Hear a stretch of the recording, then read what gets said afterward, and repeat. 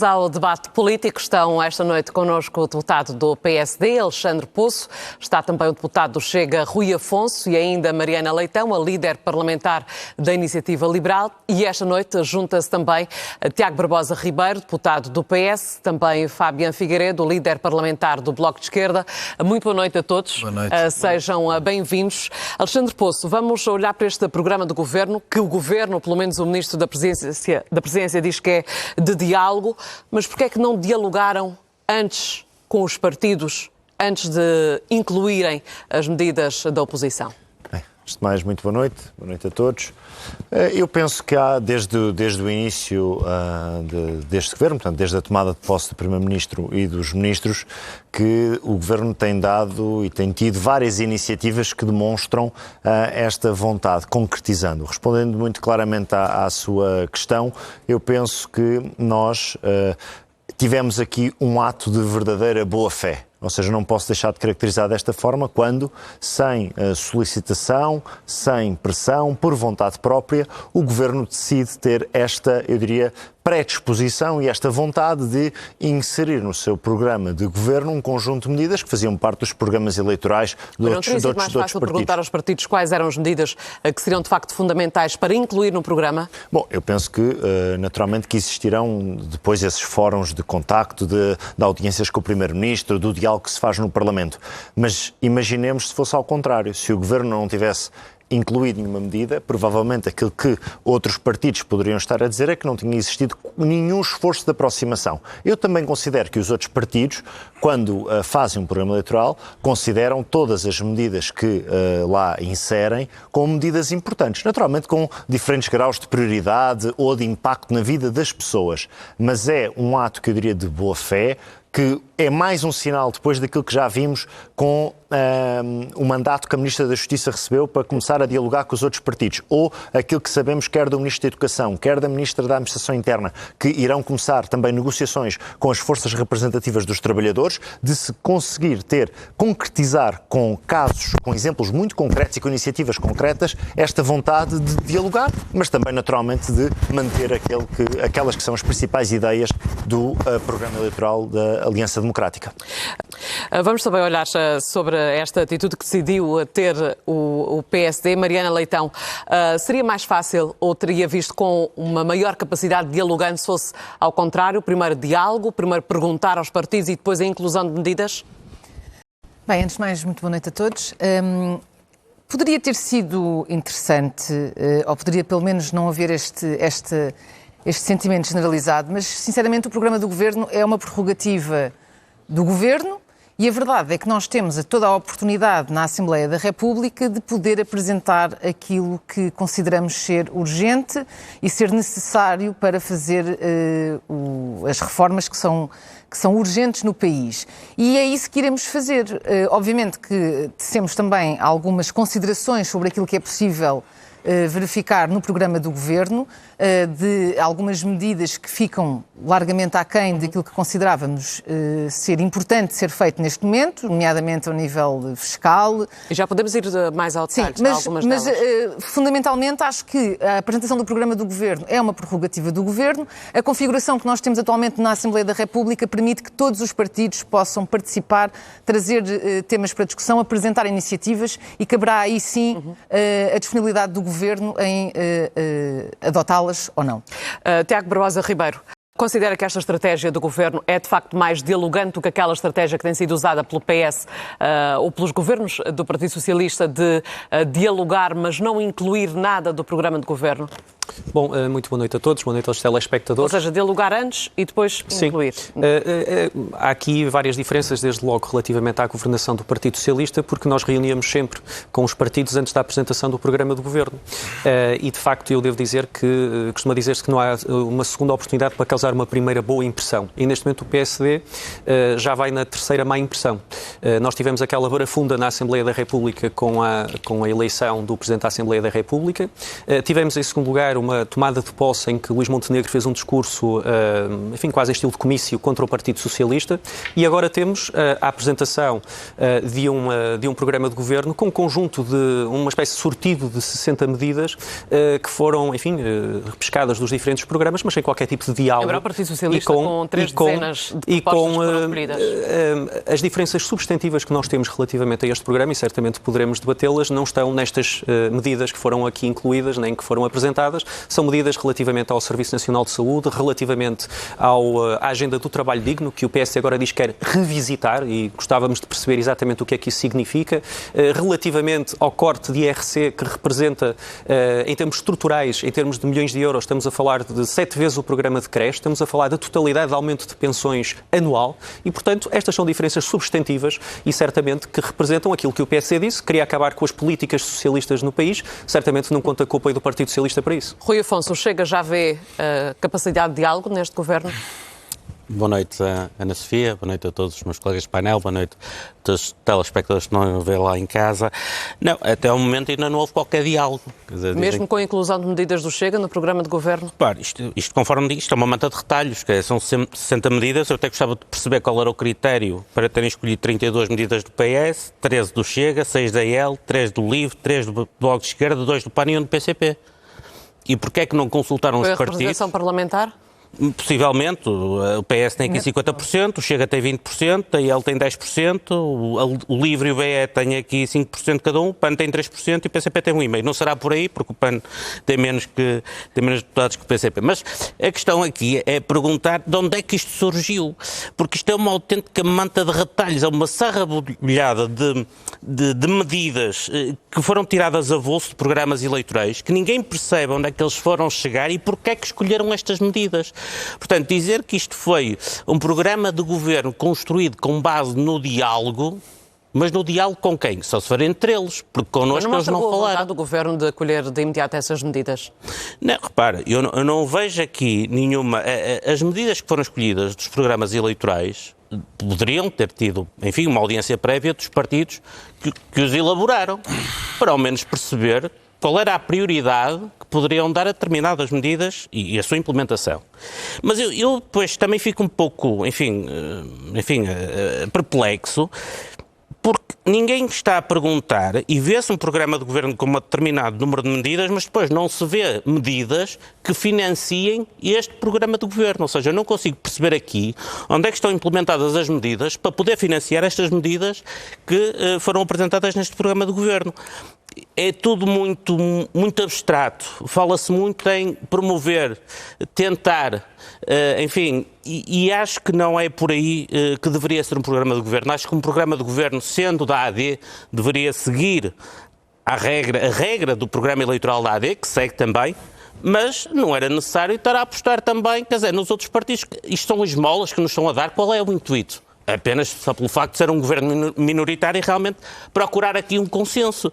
Mas, quer dizer, procurar um consenso depois de ter apresentado um programa sem ter perguntado aos partidos, que são, no fundo, os responsáveis pelas medidas. Não, aquilo que vocês deviam ter feito era ter procurado ter uma audiência prévia com os partidos realmente que são os autores das medidas, e perguntarem aos partidos quais eram as medidas que gostariam de ver implementadas. E isso sim, seria um programa de governo de consenso. Neste momento não é um programa de governo de consenso. É um programa de governo que inclui 60 medidas que foram buscar aos programas eleitorais. Não poderia ser nunca de consenso. Diga-me uma coisa. A base é o programa da Aliança Democrática. E depois houve uma tentativa de, em algumas áreas, conseguir introduzir no programa de governo medidas. Já lá vou à parte do diálogo. Houve um esforço sincero, de boa fé, de inserir medidas que outros partidos também tinham apresentado para a campanha eleitoral. Ora, se os próprios partidos não desvalorizam o seu programa eleitoral, naturalmente que podem, neste esforço que foi feito, verificar que há aqui uma iniciativa de começar a demonstrar que se quer governar, avançar com a iniciativa própria, avançar com o programa que foi a votos, que foi o programa do PSD-CDS, mas também de demonstrar à oposição que em matérias que possamos chegar a acordo no futuro, elas terão espaço na área, na governação e que resultarão naturalmente daquele que é o diálogo que acontece no Parlamento. Por exemplo, há outras medidas. Não acha que a iniciativa deveria começar por dialogar? Eu vou aqui então dar um exemplo muito concreto. O Rui Afonso é deputado do Partido Chega, já está no Parlamento na anterior legislatura, não começa funções agora. Eu sei que o Partido Chega votou, por exemplo, algumas medidas de igual forma que o PSD votou no que diz respeito, por exemplo, ao pacote Mais Habitação. E, portanto, há um conjunto de compromissos noutras áreas, não apenas nestas 60 que temos estado aqui a discutir, mas que também demonstram que poderá haver geometrias diferentes e formas diferentes dos partidos se sinalizar. Eu vou dar um caso concreto. O Partido Chega estará contra que se baixe o IVA da construção. O Partido Chega estará contra que se baixe até ao 8º escalão o IRS da classe média. O Partido Chega estará contra que se isente de IMT, de imposto de selo, a compra da primeira casa. Estará contra que se crie um programa de apoio à compra da primeira casa por parte de jovens. A pergunta estará contra que se dialogaram connosco? Não, mas... Falaram connosco? Falaram com a Iniciativa Liberal. Rui, mas o Rui, mais uma vez, eu tenho de usar aqui também um pouco daquela que é a sua experiência, a nossa experiência já enquanto deputados. Os partidos, por exemplo, quando o grupo parlamentar do PSD decide votar a favor de outras propostas de outros partidos, não telefona ou não marca reuniões com todos os partidos para dizer que irá votar a favor ou contra. O programa de governo é um programa responsabilidade do governo, é o primeiro documento do governo. Ou quer dizer, quando votarem a favor de uma proposta do Bloco de Esquerda, o Rui irá telefonar ao Fabian Figueiredo a dizer, bom, primeiro temos de... Isto é um documento estratégico do governo para os próximos... É um documento estratégico da responsabilidade do governo. Se querem um consenso, tinham de dialogar connosco, Alexandre. O pilar foi o programa da Aliança Democrática e que se procurou, em algumas áreas, integrar propostas de outros partidos, compagináveis, naturalmente, com aquela que é uma visão geral do programa com os principais objetivos. Como, por exemplo, 3 propostas do Bloco de Esquerda, Fabian Figueiredo, que não evitam que seja apresentada a moção de rejeição. Já tinha sido proposta uma pelo PCP, porque uma própria? Muito boa noite, cumprimentar o painel. A AD fez o número de assessoria de imprensa, como se deu para ver, foi para isso que fez esta apresentação e disse que foi buscar 60 propostas aos programas dos restantes partidos. Fez mal? Mas o que importa é a estrutura do programa de governo. Fez mal ir integrar essas propostas? A AD tomou as opções que quis tomar na apresentação do programa de governo. Mas na sua opinião, e que seguem, na minha opinião, como eu estava a tentar explicitar, segue o grosso daquelas que são as bandeiras da Aliança Democrática e queria sublinhar. Nem podia ser de outra forma, naturalmente. E foi buscar um conjunto de medidas simbólicas para poder fazer este número de assessoria de imprensa, por isso é que o estamos aqui a debater. Mas creio que não é o centro do programa de governo. E queria convidar a centrar o debate no centro do programa de governo. Por exemplo, eu tenho sérias dúvidas que os membros do Conselho de Administração da EDP, da Galp ou da Banca Privada estejam... Mas responda à minha pergunta. Porquê apresentar uma moção de rejeição própria, além daquela que vai ser apresentada pelo PCP? Porque o Bloco fará a sua leitura própria e fez a sua leitura própria do programa da AD. Era isso que eu estava a tentar explicitar e amanhã de manhã daremos entrada com a moção de rejeição, onde sumariamos a nossa divergência, abrindo também o espaço àquilo que nós entendemos que devia ser o programa do governo e das respostas que o país precisa. Portanto, é natural que o Bloco de Esquerda, no quadro da sua autonomia, da sua leitura própria, apresente a sua própria moção de rejeição. Não é, por exemplo, mais uma forma de testar o Partido Socialista, o posicionamento do Partido Socialista? A moção de rejeição enuncia as razões e a forma como o Bloco de Esquerda olha para o programa de governo e cabe a cada um dos partidos, de acordo com o seu posicionamento, votá-la. É isto, não é para testar ninguém, é para enunciar as propostas e a forma como o Bloco de Esquerda olha para o programa de governo e porque é que a ele se lhe opõe. E era isso que eu estava a tentar explicitar. O que eu estava a tentar dizer é que no Conselho de Administração da EDP, da Galp, da Banca Privada, hoje não devem estar a ver CNN com a certeza, devem estar a festejar este programa de governo, porque baixa-lhes substancialmente os impostos, de 2 formas. No caso da EDP, não só baixa o IRC, é uma irresponsabilidade, como soubemos também que a tarifa social de energia que era suportada pelas elétricas vai passar a ser suportada pelo Orçamento Geral do Estado. Isso é errado. Mas a mesma coisa em relação à derrama estadual e municipal, que são impostos que incidem sobre as grandes empresas. No caso, a derrama municipal ainda é mais grave, porque o que o Governo da AD propõe é que uma fonte de financiamento para as autarquias passe a ser suportada por todos os contribuintes em vez de ser cobrado um imposto justo às empresas mais lucrativas. Portanto, o que nós sabemos deste programa da AD é que teremos um país mais desigual. Que já pagam, como o Fabian provavelmente saberá, que já pagam contribuições extraordinárias, nomeadamente os dois setores que referiu, o setor da energia, o setor da banca, já pagam contribuições extraordinárias. Para nós enquadrarmos só também a discussão. Para nós enquadrarmos... A posição será sempre diferente. A posição claro que é diferente, porque nós achamos mas também que a importa prioridade do país não é... A prioridade do país, Alexandre, creio eu, se me permitir concluir, Força. não é concentrar despesa pública aliviando o esforço fiscal das maiores empresas do país. Repara o caso da EDP, que se tem escapado a pagar o imposto justo sobre a venda das barragens da EDP, o dinheiro que deve ao povo de Miranda, vê com este Orçamento de Estado uma poupança de milhões de euros porque o Governo acha que devem ser os contribuintes a suportar a tarifa social de energia em vez das elétricas, que tiveram lucros milionários. A mesma coisa em relação à banca. O que fica muito evidente, apesar de que este número da assessoria de imprensa que a AD fez não disfarça, é que se este programa for aplicado, teremos um país mais desigual. Mariana Leitão.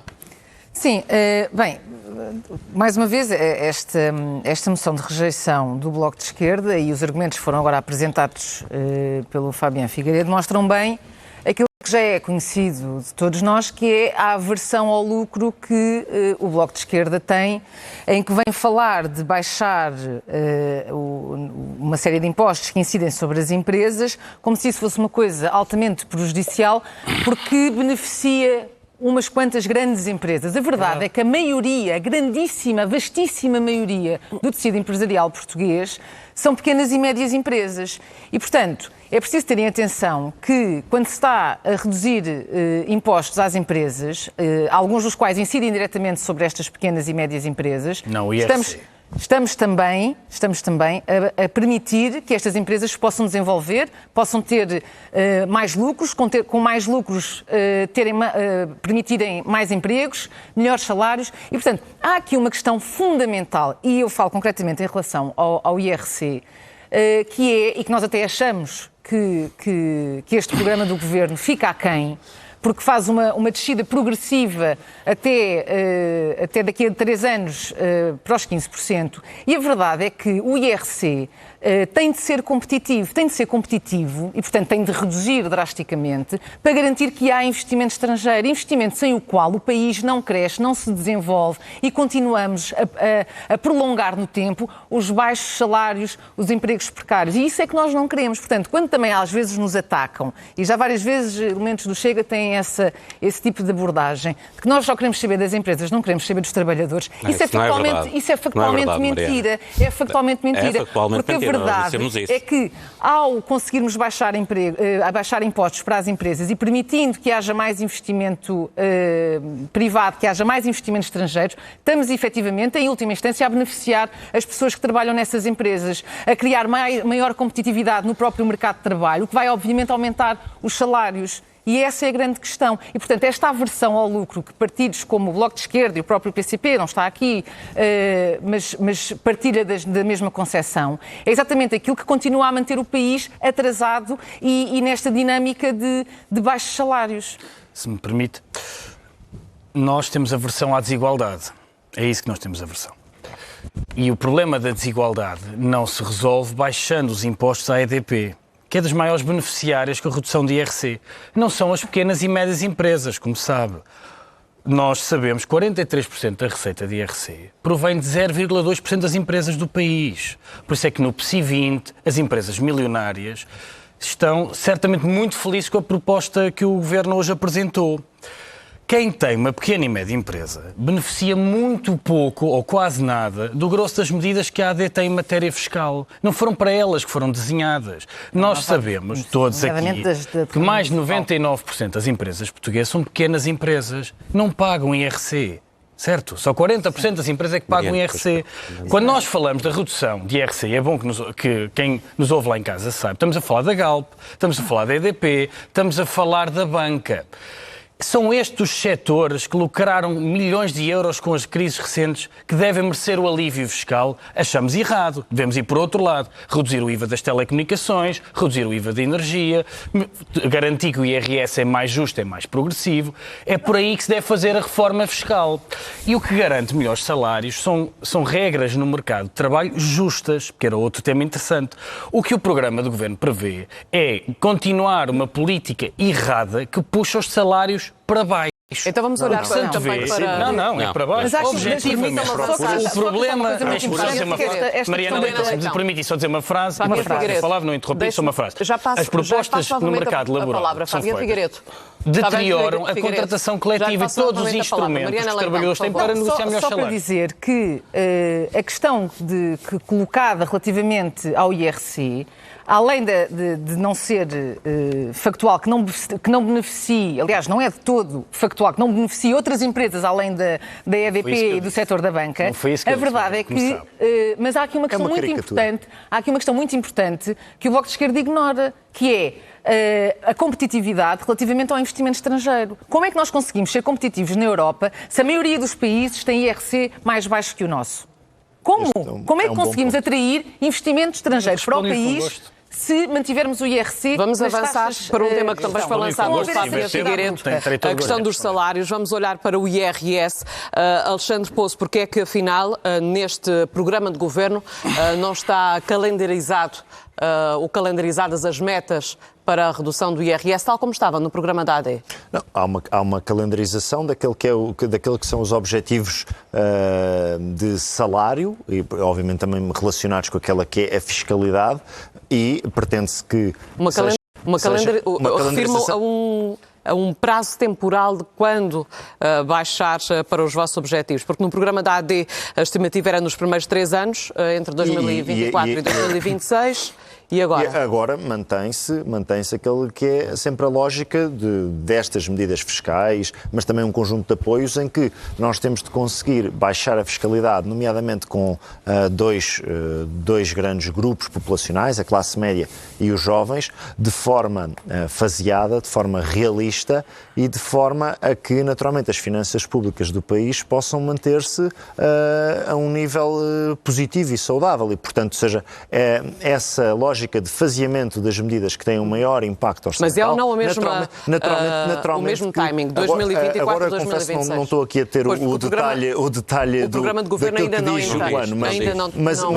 Mas as medidas, quer no domínio fiscal, em que há uma proposta de redução do IRS para a classe média até o 8º escalão, seja com a criação de um novo regime de IRS jovem com uma taxa máxima de 15% até aos 35 anos, também excluindo o último escalão, visam sempre ter um princípio que eu diria que é um princípio realista, de nós sabermos o ponto, eu diria, ainda elevado da dívida pública portuguesa. Nós sabemos aquilo que os portugueses pagaram no passado por opções irrealistas do ponto de vista financeiro e, portanto, eu diria que há sempre um realismo que está subjacente e que é a base de todas estas medidas, seja na área fiscal, seja na área de valorização de carreiras da administração pública. Porquê é que ainda não está contemplado? Já deveria estar contemplada esta meta, o timing com que se deveria fazer a redução do IRS, já no programa do Governo? Sim, parece-nos que sim, e parece-nos que isso não acontece por um problema de base para o qual o Partido Socialista alertou ainda durante a campanha eleitoral, que é aquele documento de pensamento mágico, que é o cenário macroeconómico que a AD apresentou.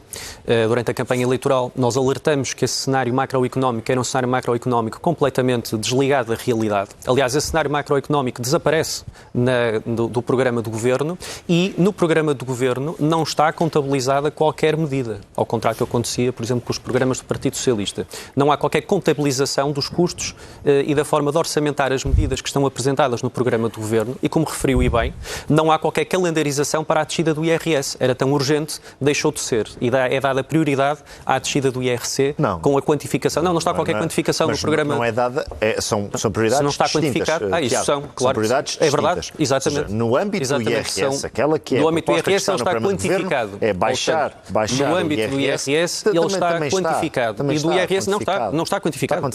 Seja naquilo que diz qualquer espectador aí ver, não está qualquer quantificação. Então qual é a baixa de IRS que o Governo Governo propõe? Então posso dizer, tenho aqui os dados. É muito fácil. 3%.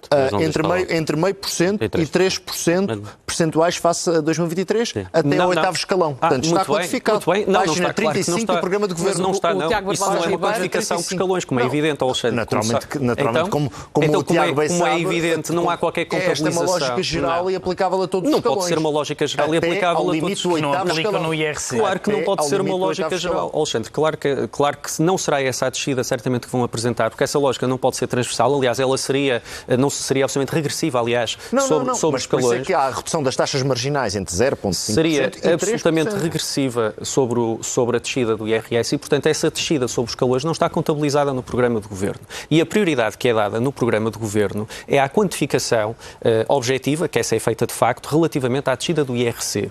Nas nossas contas, essa descida, aliás, basta ver o imposto que é recolhido anualmente, estamos a falar de uma perda de receita pública com a baixa de IRC na ordem dos 1.800 milhões de euros, como eu referi na minha intervenção inicial. E é aqui que falamos de opções políticas. Por ano? É aqui que falamos de a redução estrutural, a redução total dos pontos percentuais até ao final da vossa descida, digamos assim. Estamos a falar de 1.800 milhões de euros, aliás, já foi dito. Assumindo que não há nenhuma variação da atividade económica. Está sempre a interromper, torna-se difícil. Não, na variação da atividade económica, atendendo que Portugal cresceu acima dos 2%, com o vosso crescimento de realismo mágico, ele irá para 6, 7 ou 8%, e, portanto, aguardaremos pelas medidas que vão provocar esse crescimento económico. Rui Afonso, que leitura é que faz? Deixa-me também perguntar ao Rui Afonso, porque é sobre o mesmo tema. Já lhe volto a dar a palavra, porque é precisamente o mesmo tema. Com as intervenções do Alexandre, é do debate, eu sei, mas não consigo concluir. Se o Rui Afonso tem a mesma leitura que o Partido Socialista em relação ao facto de não estar calendarizado quando vai baixar o IRS. A medida está estimada em cerca de 2 mil milhões de euros. Mas não está calendarizado como é que vão fazer o faseamento da redução da taxa. Se é começar no próximo ano e durante quantos anos? Eu não falei do IRC, gostava de falar porque é importante, até porque a Mariana citou aqui o Partido Chega, e eu acho que disse-me em verdade. Desculpe, mas disse uma completa inverdade. Uma completa inverdade. Deixa-me dizer-lhe o seguinte, as empresas não são os principais, são os únicos geradores de riqueza do nosso país. Se nós não tivermos empresas, não há impostos e, portanto, o país não se desenvolve. Portanto, se eu não me importo de realmente baixar digamos, imposto a uma empresa que gera milhares e milhares de postos de trabalho no nosso país. Eu não me importo de baixar impostos a uma empresa se essa empresa trouxer mais investimento para o nosso país. O nosso país não tem dinheiro absolutamente nenhum. O nosso país depende unicamente de investimento estrangeiro. E as empresas estrangeiras, as multinacionais estrangeiras só vêm para cá com duas condições: estabilidade fiscal e competitividade fiscal. Sem isso, não é possível que elas venham para cá, que elas geram empresa, ou seja, geram empregos e que com esses empregos possam haver realmente mais receita em termos de fiscais. Relativamente ao IRS, a questão do IRS é uma questão muito peculiar e é preciso termos muito cuidado na forma como fazemos esta abordagem. Mas ficou não preocupado por não estar Fiquei preocupado sobre porque não está faseada a redução. E a redução vai depender muito também de dois fatores. Quanto a nós, da produtividade, ou seja, do crescimento económico e também da inflação. E é por isso que eles também, se calhar, o PSD, digo eu, a AD, não quis assumir um plano, uma calendarização sobre essa matéria. Sexta-feira vamos estar no Parlamento a debater. Agora, 2 mil milhões de euros é o custo estimado para esta medida. Eu não percebo, e aqui o que me preocupa mais, e uma vez que nós foi tão atacado na forma como financiam as medidas, é aqui que eu não consigo perceber como é que o PSD vai financiar estas medidas. Para 2025 estamos a falar de 3,5 mil milhões de euros. O excedente em 2023 foi de 4,3 mil milhões de euros. As vossas medidas, as principais medidas, representam à volta de 7,5 mil milhões de euros. E eu gostava de perceber, sinceramente, e é isso que eu gostava de perceber. Gostava que vocês nos dissessem de uma vez por todas onde é que vocês vão buscar o dinheiro. Porque eu não consegui perceber, e li o vosso programa de fio a pavio, e eu não consegui perceber onde é que vocês vão ter as medidas necessárias realmente para dar o crescimento económico tão necessário para realmente gerar esta receita, quer em termos contributivos ou em termos fiscais. Você não percebeu porque as contas não estão feitas, as contas não vêm lá. Mas é triste porque realmente sempre nos atacaram com isso, sempre questionaram onde é que o Chega vai buscar dinheiro para financiar as medidas. E numa situação tão objetiva como esta, eu ouvi hoje um deputado do Chega hoje Pedro Frazão dizer que o Chega sentia-se copiado no seu programa nas medidas porque existem muitas medidas que são nossas. Existem muitas medidas, nomeadamente as medidas fiscais. Este programa de as governo medidas é só para 2024. Portanto, este não, até passa a legislatura. Até vai até 2030. Eu tenho aqui aumento de salário médio para 1.750 euros até 2030. Duas questões. O Rui Afonso disse que eu tinha dito uma inverdade e depois disse exatamente aquilo que eu tinha acabado de dizer. Disse que se preocupava e depois, mais em relação à citação, se for hoje ouvir, é outro canal, mas foi hoje mesmo o líder parlamentar do Chega, o Alexandre estava nesse debate, a dizer exatamente estas palavras. A Iniciativa Liberal só se preocupa com as empresas, não se preocupa com os trabalhadores. Falou do Chega. E, portanto, não, falou da Iniciativa Liberal. Não falou da Iniciativa Liberal. E, portanto, não, a Mariana para mim. Sim, eu estou a falar falou do Chega, não falou da Iniciativa Liberal. Feito, exatamente para frisar que a nossa preocupação é, obviamente, também os trabalhadores. E nós também, em relação obviamente. Ao salário médio, à questão do IRS, é óbvio que há aqui uma série de valores que não constam do programa do Governo. O Conselho de Finanças Públicas fez esse alerta para ver uma coisa é importante percebermos quais são, mas há aqui algumas questões que são importantes e que nós conseguimos desde já aferir e obviamente que temos como base de algumas destas conclusões o próprio cenário macroeconómico que foi apresentado pelo PSD.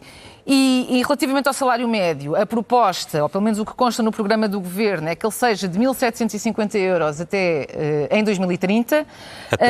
A verdade é que no cenário macroeconómico estamos a falar de uma inflação de 2% ao ano e de um crescimento económico de 3,5% ao ano, o que significa que, se formos a fazer as contas efetivamente, o salário médio pouco ou nada cresce até em 2030. E por isso, isto fica francamente aquém daquilo que nós consideramos ser fundamental, que é efetivamente que o salário médio cresça para que as pessoas deixem de se confrontar com esta realidade dos baixos salários e que, além de que ainda levam com a carga fiscal brutal que sobre elas incide e, portanto, temos aqui a classe média completamente asfixiada e cada vez mais pessoas em dificuldades e isso é que é preciso contrariar.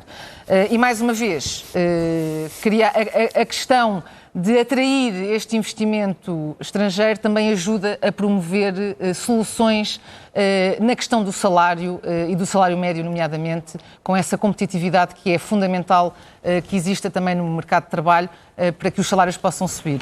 Tiago Barbosa Ribeiro. Sim, eu gostaria de colocar um tema, ou pelo menos reforçar um tema que referi na intervenção inicial, mas que preocupa muitíssimo o Partido Socialista. No programa do Governo é apresentada a ideia de revisitar a Agenda do Trabalho Digno, que foi aprovada há poucos meses e que tem sido um instrumento fundamental de combate à precariedade, um instrumento que foi aprovado na Assembleia da República, que foi amplamente dialogado com os parceiros sociais, quer a Agenda para o Trabalho Digno, quer o compromisso para a valorização dos salários. Portanto, com o Partido Socialista, o salário mínimo aumentou 62%, os rendimentos médios subiram 40%, a proposta da AD é que subam 22%. Relativamente à Agenda do Trabalho Digno, relativamente à Agenda do Trabalho Digno, é importante perceber o que é que significa esta revisitação. Porque esta revisitação, suspeito que significa exatamente aquilo que corresponde a uma visão muito liberalizadora e muito favorável a uma maior precarização das relações laborais. Porque a Agenda para o Trabalho Digno tem o combate ao trabalho injustificado, a proteção dos mais jovens no acesso ao primeiro emprego com o combate aos objetos de contratação a termo, o combate aos falsos recibos verdes, o reforço da ACT e, portanto, é importante perceber o que é que o PSD quer dizer com esta revisitação, porque suspeito que significa aquilo que o PSD foi fazendo ao longo dos últimos anos, que foi votar contra e combater todas as medidas de valorização dos trabalhadores e dos salários. Hoje em dia, o principal desafio que nós temos no mercado de trabalho é garantir que as pessoas conseguem ter uma remuneração ajustada àquele que é o custo de vida, mas também à capacidade de ficarem em Portugal, de continuar a contribuir para a nossa economia. E ainda ontem nós tivemos conhecimento, ontem ou anteontem, de um estudo que revela que, por exemplo, a maior parte dos jovens tem salários líquidos abaixo dos 1.000 euros. Penso que é cerca de 65%, ou passa aos 60%. E, portanto, naturalmente, alguma coisa está a falhar, e por isso é que se fala em se revisitar aquela que foi a legislação laboral laboral introduzida e modificada nos últimos anos. Mas não é pela legislação laboral que se mexe nos salários. Não, mas também é um fator muito importante para a competitividade da nossa economia. Ou seja, não podemos desligar. Ou seja, Alexandre, mas qual é a medida em concreto que foi aprovada no âmbito da Agenda para o Trabalho Digno que o PSD quer revogar ou revisitar? Revisitar, é isso mesmo. Revisitar é um eufemismo para mexer na legislação. Revisitar é fazer uma avaliação de quais é que são os impactos que esta agenda está a ter, nomeadamente neste desígnio, que eu penso que até é consensual, a todos nós conseguirmos ter empregos melhor remunerados em Portugal. Quando nós temos taxas de desemprego historicamente baixas, taxas de precariedade historicamente baixas e aumento dos salários. Mas atenção, nos jovens isso não é verdade. Continuamos a estar em top 3. Tem vindo a baixar. Os jovens são 23% A questão é o ponto de partida. E em 2015? Os jovens têm 23% de desemprego. E em 2015? Eu não sei exatamente o que é que o PSD quer revisitar, mas a verdade é que... É uma boa, por isso é que eu coloquei a questão. O Partido Socialista nos trouxe foi a 23%. Não foi, não. Foi para metade, como sabe. Foi as jovens, foi um a cada 3 jovens imigrarem e um em cada 4 jovens está desempregado. Mariana, como sabe, os salários são 1.000 euros para 65% dos jovens. Eu percebo que a Iniciativa Liberal seja uma espécie de bombeiro da AD nesta legislatura, mas de todo. Isto são exatamente as coisas que nós falámos durante muito tempo, inclusivamente na campanha eleitoral. É verdade. E os pergaminhos da Iniciativa Liberal na Assembleia da República relativamente a esta matéria são, basicamente, votar contra as medidas de proteção laboral e de aumento dos salários que o Partido Socialista tem vindo a propor. E, portanto, esse foi o contributo da Iniciativa Liberal na especialidade da Agenda do Trabalho Digno, que eu acompanhei diretamente. Relativamente àquilo que são os dados do desemprego, ou do emprego se quisermos, e da valorização dos salários, nós podemos dar as voltas que quisermos. O ponto de partida que o Partido Socialista encontrou em 2015 era um ponto de partida incomparavelmente pior e é inequívoco que o salário mínimo aumentou 62% com a governação do Partido Socialista e os rendimentos médios aumentaram 42%. Isto é um facto indesmentível. Portanto, não é factual. Portanto, esta foi a valorização. A valorização que é proposta pela AD é inferior a esta valorização que nós conseguimos. Nós assinamos um acordo de valorização plurianual dos salários que, por exemplo, nos aumentos transversais, falando da administração pública, corresponde a descida de IRC que a AD quer fazer, corresponde a mais só essa perda de receita fiscal do que o aumento total desses salários. E, portanto, é importante que a AD encontre aqui... Não faça aqui continua a dar o valor total da descida de IRC. Então, mas com certeza que é o valor total. Há de ser o quê? Naturalmente, se querem baixar o IRC nessa porcentagem, tem que ser o valor total. A medida sendo gradual, naturalmente... A não ser que não tenham confiança nessa própria política. A medida da descida do IRC, como já foi aqui dito, sendo uma medida gradual, é porque também visa minimizar o seu possível impacto. Embora nós temos essa expectativa de que esta medida inserida num contexto de uma mudança, uma transformação na nossa economia, conseguindo aumentar a produtividade, atrair mais investimento externo, mas também dando mais músculo e mais capacidade de capitalização das nossas empresas, como sabemos, tem ainda um rácio de endividamento muito elevado, nós conseguimos ter também um maior crescimento económico e que, portanto, que a eventual perda de receita não se verifique. Portanto, eu penso que também o Partido Socialista está a colocar todas as fichas de que a redução do IRC, que no passado até já acompanhou e também defendeu, hoje possa ter... Quando Tiago, é a história, quando o PS e o PS... Se é a história, tudo bem. É a história, então a gente sabe, quando o PSD e o PS fizeram um acordo para baixar o IRC... Sim, a história é mais não é o do Afonso Henriques, não é? Mas é a história no sentido de que foi há cerca de uma década... O IRC baixou 15,5 pontos percentuais nos últimos 30 anos e era bom que fizesse um balanço sério da redução do IRC ao longo destes anos. Mas pelo Bloco o IRC era para 30% ou 40%. O Bloco, pelo Bloco... O que eu estava a dizer é que com o Partido Socialista já foi possível chegar a um acordo nesse entendimento. Eu percebo que esteja muito ansioso por defender o programa do Governo, mas se pudermos ter um debate em que todos participam em igualdade de circunstâncias, creio que toda a gente lá em casa fica muito mais esclarecida. Há uma outra coisa que era interessante debatermos, que é a proposta para o salário mínimo. Tem um truque. A AD diz que o salário mínimo deve atingir os 1.000 euros em 2028. Ou seja, em 2028 o salário mínimo abaixo do que Espanha tem agora. Mas condicionam à inflação e à produtividade. Ou seja, não só a proposta é pouco ambiciosa, como a AD ainda a quer indexar à produtividade. O que é a mesma coisa que dizer que muito dificilmente o salário mínimo chega a 2028 sequer a 1.000 euros, que é menos que o Estado espanhol tem hoje. Quando o que nós precisamos em Portugal é ter uma política pública que promova o aumento dos salários. E pelo que nós sabemos e lemos no programa do Governo, as alterações legislativas que o Governo quer promover é para puxar os salários para baixo. Veja-se, aliás, a doutrina da Ministra da Justiça vai toda nesse sentido, de querer esvaziar a legislação de trabalho com políticas que comprovadamente comprimem salários e empurram-nos para baixo. Estamos na reta como final. Ao mesmo tempo, temos que permitir respostas. Mesmo no mercado da habitação, o que a AD se propõe fazer é piorar tudo. Quer desregulamentar ainda mais o mercado de arrendamento. Fábio Figueiredo, temos que acabar com qualquer limitação ao controle do não consigo dar a palavra. Há naturalmente um desígnio de aumento do salário mínimo que se prende naturalmente também com o combate à pobreza dos trabalhadores, porque sabemos que hoje trabalhar já não basta em Portugal para conseguirmos sair da pobreza. Mas se viu, financiar os baixos salários. Fabiano, o atual Ministro das Finanças do PC foi contra o aumento do salário mínimo. Se viu o programa de governo, está referido no que diz respeito àquilo que é o objetivo de aumento salarial, seja do salário mínimo, seja na expectativa de subida do salário médio, porque esse não é fixado. Mas deixa só acabar. Está assente em dois eixos fundamentais. Por um lado, o aumento da produtividade da nossa economia, por outro lado, o diálogo social. E, portanto, eu penso que nós, atendendo àquelas que são as reivindicações das diferentes classes profissionais, mas, por outro lado, atendendo àquela que é a realidade do aumento da produtividade, está aqui uma base realista, dois eixos bastante realistas, a produtividade e diálogo social, para nós conseguirmos valorizar o salário mínimo e também, naturalmente, o salário médio. Eu fiquei agora também perplexo com a afirmação do Tiago, porque, efetivamente, eu queria perguntar quais foram os parceiros sociais com que vocês dialogaram para realmente elaborar a agenda do trabalho digno.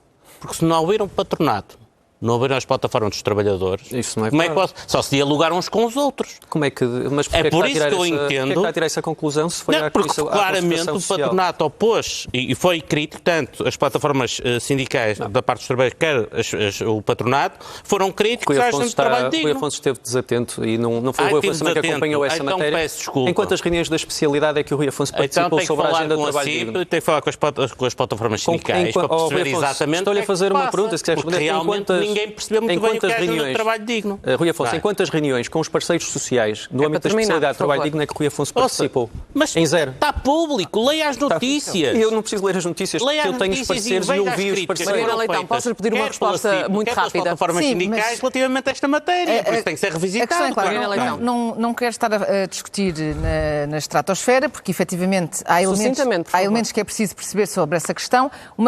Uma coisa é certa, nós neste momento temos 23% de desemprego jovem e isso é a nossa realidade. Temos 65% dos jovens a receberem menos de 1.000 euros e, portanto, não é... E as medidas da IEL para baixar é baixar o IRC. Não é por decreto que se consegue reverter estas situações. Mariana Leitão. É criando mais competitividade, é criando mais investimentos estrangeiros. Sim, e baixando impostos às pessoas. Figueiredo, agradeço aos 5 terem estado connosco esta noite aqui no Prime Time. Já a seguir aqui na CNN de Portugal, o CNN Meia-Noite com o Cláudio Carvalho. Uma ótima noite. Até amanhã.